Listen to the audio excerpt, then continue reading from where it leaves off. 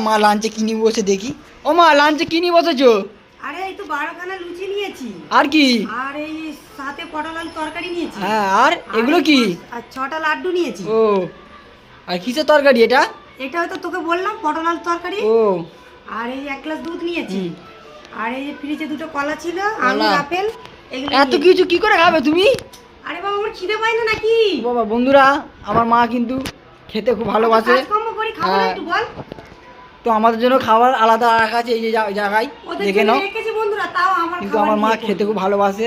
তোমরা কিন্তু কে কে তোমরাও খেতে ভালোবাসো কমেন্টে জানিও বন্ধুরা। হ্যাঁ, এই বলবে। আমার ছেলেটা শুধু আবার খাবারের জন্য করবে। আমরাও খেতে ভালোবাসি, কিন্তু মা আমাদের চেয়ে একটু ভালো খেতে ভালোবাসে।